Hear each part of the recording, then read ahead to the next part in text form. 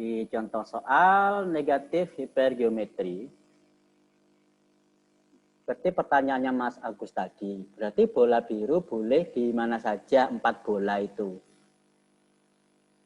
Bisa terjadi di perulangan atau pengambilan pertama, kedua, atau bahkan sampai ke berapa. Yang penting yang ketujuh, yang terakhir itu harus biru.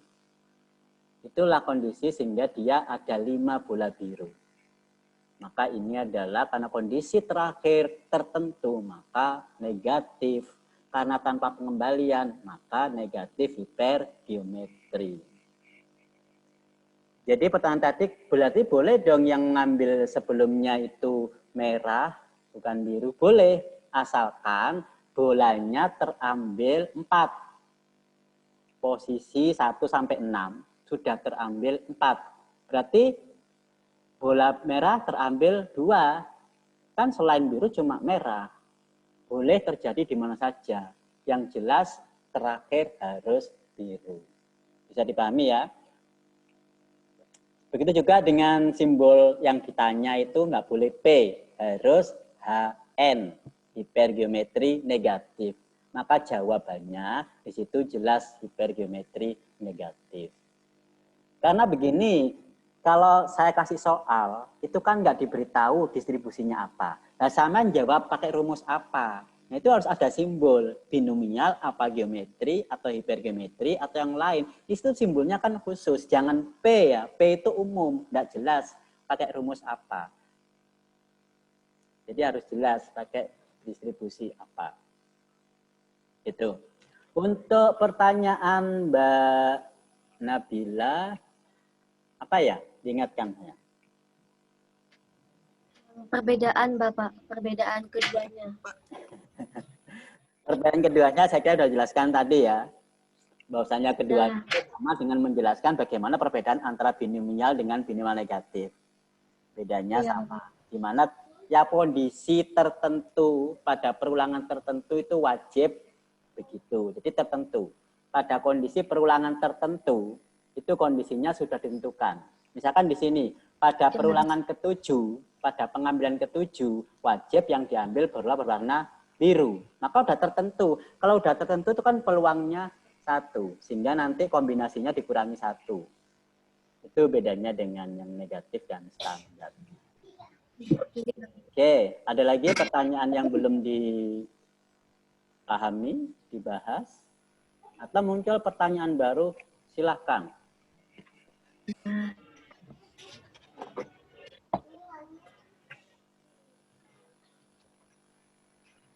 Ayo, tadi banyak pertanyaan dong.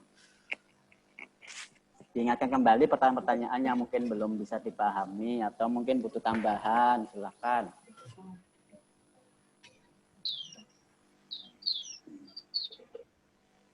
Kalau nggak ada pertanyaan yang perlu dipahami lagi, pertanyaan saya sekarang yang belum terjawab. Pak mau bertanya.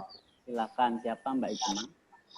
Ya, berarti perbedaannya yang binomial sama hipergeometri, distribusi binomial sama hipergeometri itu kalau binomial dengan pengembalian, kalau hipergeometri tanpa pengembalian gitu Pak? Iya, benar. Tapi kata-katanya, terus kalau yang Mbak Ijma, kata-katanya bukan perulangan tanpa supaya perulangan. apa? Karena bisa terjadi bukan pengembalian, tapi mungkin perulangan. Misalkan begini, pengobatannya, masa diobati dikembalikan lagi, maksudnya dikembalikan kan diobati lagi, berarti bukan dikembalikan orangnya, diobati lagi, atau pertandingan diulangi lagi. Jadi kata-katanya adalah perulangan. Perulangan itu kan bisa terjadi pengembalian, perulangan yang penting, kata-katanya perulangan, gitu ya. Ya. Ada lagi? Ya. Silakan. Terus kalau yang untuk binomial negatif sama hipergeometrik negatif itu dia terjadi kalau di akhir di akhir percobaannya itu tertentu gitu. Ada tertentu gimana ya kalau ngomong? Oke, begini ya. Penjelasan saya tadi Tidak harus terakhir yang tertentu. Misalkan begini, dalam peluang pengambilan bola, ini kan 7 kali pengambilan tanpa pengembalian. Tetapi saat ngambil 1 kali, pertama kali ngambil, langsung bola biru. Biru keberapa? Biru yang pertama. Mungkin. Biru yang pertama. Ini ya. Pada 7 kali pengambilan itu terdapat 5 bola yang terambil. Tetapi pertama kali ngambil itu wajib langsung biru. Kalau ini kan soalnya yang terakhir wajib biru.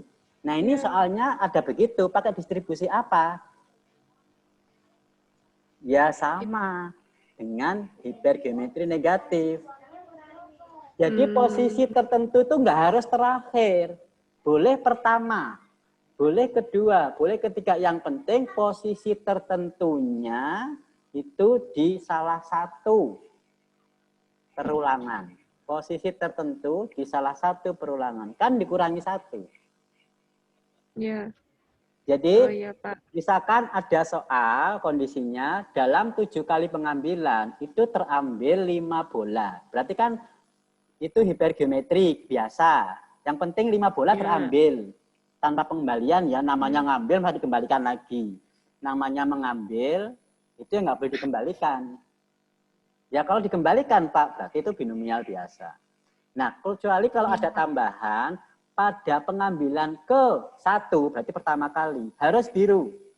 Atau bukan yang pertama, terakhir harus biru. Atau bukan yang terakhir, tapi yang ketiga. Yang ketiga harus biru. Nah, itu kondisi adalah tertentu. Jadi kondisi tertentunya pada perulangan keberapa? Di salah satu, tidak harus terakhir. Paham Mbak Ijema dan yang lain? Iya, Pak, paham. Silakan, ada lagi? Tanya Pak. Silakan Mbak Ayati ya. Ya, misalkan gini Pak. Misal contohnya tadi kan pengambilan bola ke-7, misal bola merupakan bola biru, ambil bola biru ketiga gitu Pak ya. Itu nanti gagalnya itu berapa Pak ya? Bola biru ketiga pada pengambilan ke-5 misal gitu Pak. Ya. Itu berapa kali pengambilan? 7 kali Pak, sama kayak ini. Oke. 7 kali pengambilan. Tetapi pada saat ke-5 itu pengambilan ke-3. G. Ya, bukan bola ketiga pada pengambilan ke-5. Iya.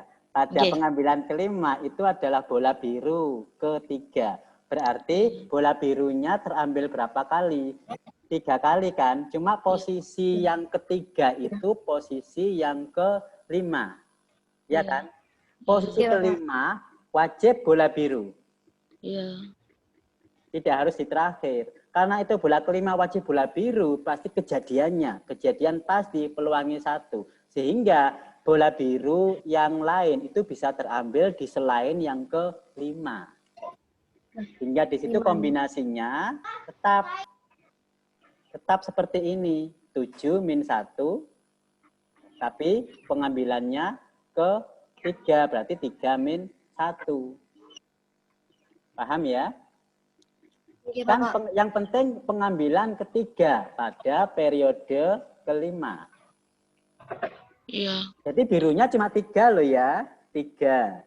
Tetapi pada saat biru ketiga itu posisinya ke-5. Nah, berarti yang terakhir ini harus bagaimana? Apakah boleh biru lagi? Boleh merah lagi? Itu boleh. Bebas kan? Yang penting pada posisi ke-5 terambil bola biru ketiga. Yang 1 dan kedua pasti sebelum ke-5 sudah terambil. Maka itu kombinasi. Banyak kan kombinasi 2 bola terambil dari 1 sampai 5 itu boleh di mana saja. Itu kombinasi. Begitu juga dengan yang ke-6 dan 7. 6, 7 itu boleh ngambil bola merah, boleh ngambil bola biru. Jadi bebas. Yang penting posisi ke-5 terambil bola biru ketiga. Nah, sampai di Berarti R-nya berapa, Pak? R-nya berarti R-nya berapa? Bola R-nya birunya berapa? bola birunya ketiga. 3. Ya, bola biru ketiga.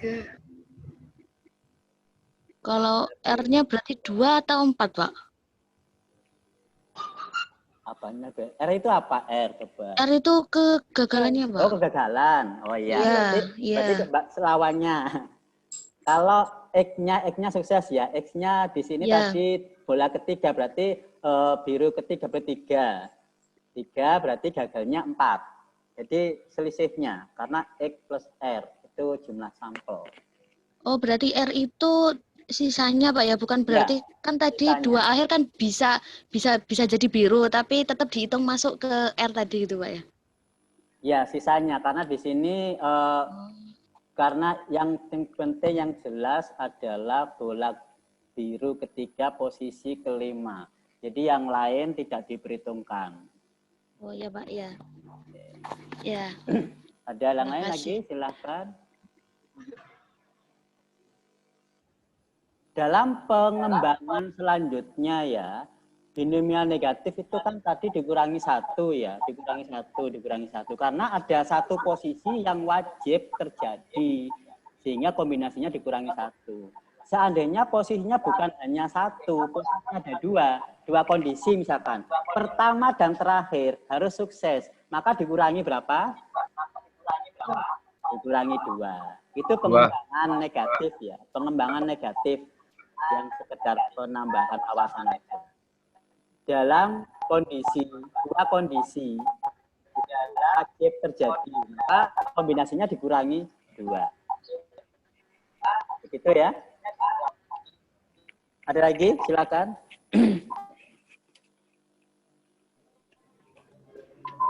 Pertanyaan terakhir dari saya yang dari kepada presenter,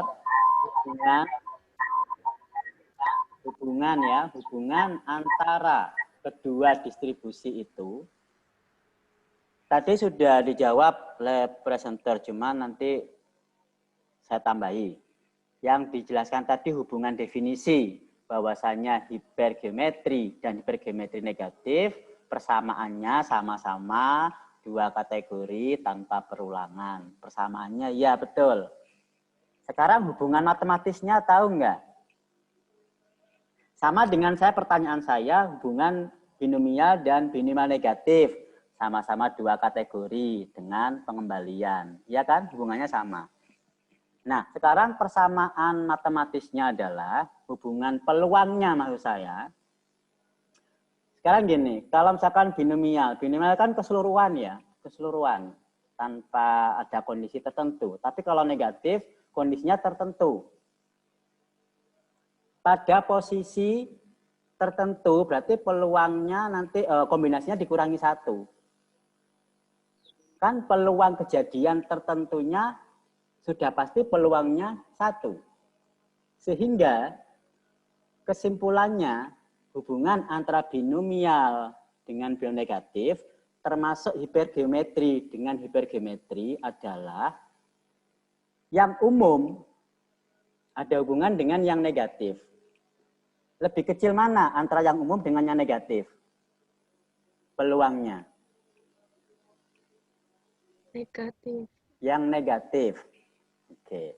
Karena dia khusus, ada kondisi khusus, jadi peluangnya lebih kecil.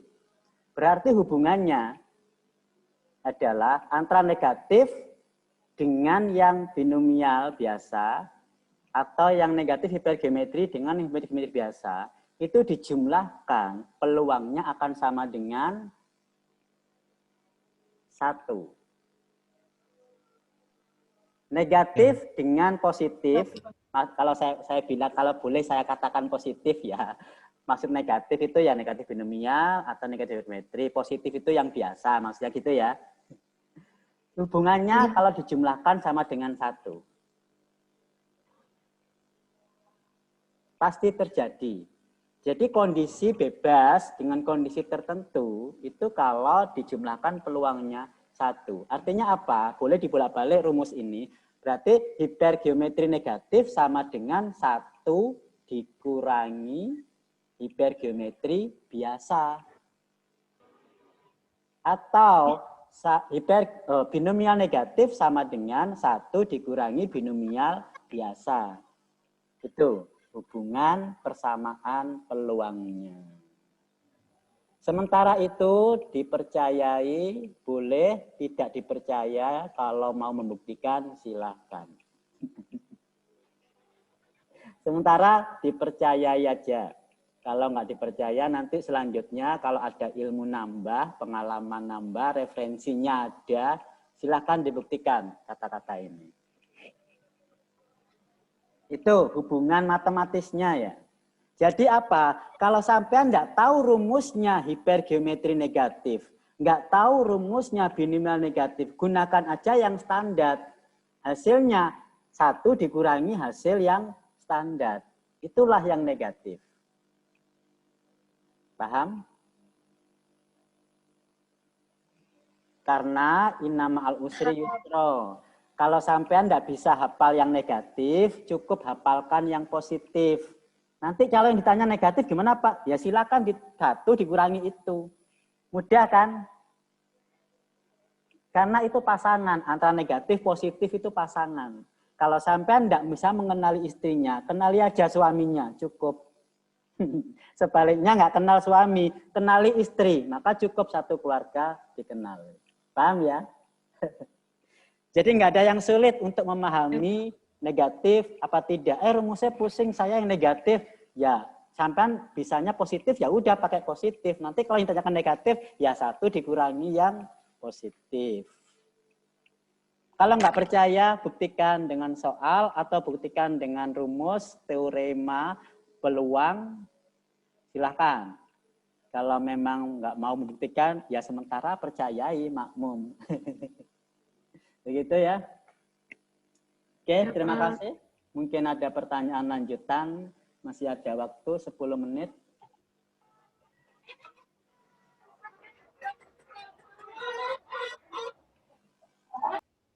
Sudah cukup pusing kan? Iya, Sudah cukup Pak. pusing. Baru dapat berapa distribusi ini? Baru 4. Oleh karena itu, setiap diskusi, kata kuncinya itu yang diambil. Kata kunci itu penting. Kalau kata kunci, intisarinya terambil, itu gampang nanti untuk mendapatkan ilmu-ilmu yang lain. Jangan semua konsep dihafalkan, tapi kata kuncinya yang penting. Anda nggak harus hafalan rumus ya. Yang penting hafalan bisa membedakan. Oh ini, oh ini itu. Yang penting kata kuncinya, itulah yang dipakai, intisarinya. Seperti Anda hafal Quran. Hafalan Quran itu kalau kata kuncinya surat. Oh, surat Al-Baqarah tentang sapi, ya kan? Oh, berarti ceritanya di sini tentang sapi. Isinya bisa dihafalkan. Dan sebagainya, dan sebagainya. Jadi kata kuncinya, itu yang penting. Karena metode hafidz Quran itu kan ada. Seperti surat apa, maka itu isinya tentang itu. Surat misalkan surat macam-macam itu kan kata kuncinya memang intisarinya di nama surat itu. Oleh karena itu kita yang memang harus tahu artinya ya, tahu artinya lebih mudah menghafalkan. Begitu terakhir dari saya, penjelasan saya. Untuk tugasnya biasa akan saya upload insya Allah besok. Tugasnya seperti biasa tiap minggu supaya saya lebih mengetahui bagaimana pemahaman untuk distribusi ini. Minggu depan disiapkan presentasi kelompok ketiga. Gitu ya. Ya, Pak. Kita akhiri. Jangan lupa revisi makalahnya nanti akan saya upload. Yang sudah revisi kelompok 1, barangkali ada revisi akan saya upload kembali di e-learning. Terima kasih, kita alhamdulillah, semoga bermanfaat dan bisa dipahami. Alhamdulillah alamin. Assalamualaikum warahmatullahi wabarakatuh.